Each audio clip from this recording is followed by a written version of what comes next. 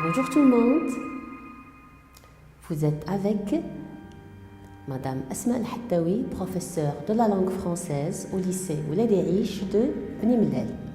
On va essayer de voir un petit aperçu sur le chapitre 7.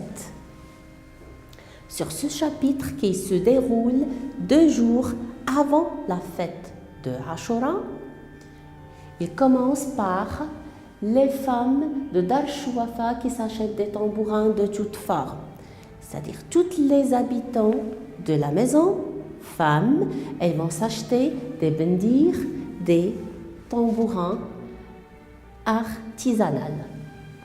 Sidi Mohammed, lui, il a droit à une trompette. Tout le monde essaye ces instruments. Cela crée une atmosphère assourdissante. On a du mal à supporter ce bruit énorme.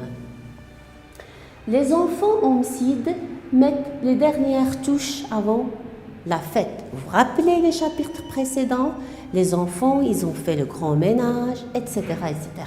Sur ce chapitre, ils mettent les dernières touches, les lampes neuves. Le père et le fils, c'est-à-dire Moulay Abdeslam et Sidi Mohammed, effectuent une sortie en ville. Ils font le tour des marchands, des vendeurs de jouets.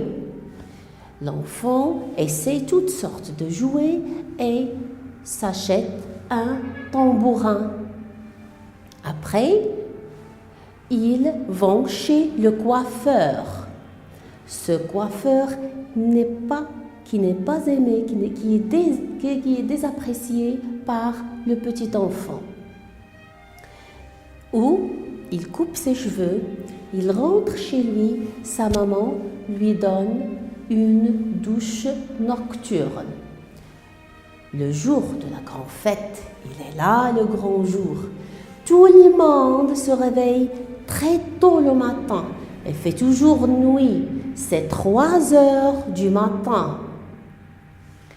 Alors, le petit enfant est habillé de ses nouveaux habits. Il porte ses nouveaux habits que sa maman avait achetés de la Qessaria. Il est accompagné au Msid par son père parce qu'il fait nuit. Au Msid, les enfants, ils lisent le Coran, chantent des cantiques et font des invocations. Après la cérémonie finie au Msid, qu'est-ce qu'ils ont fait les enfants? Comme Sidi Mohammed, ils ont rentré chez eux. Sidi Mohammed a trouvé son père et sa mère qui étaient là, qui l'attendaient pour le petit déjeuner.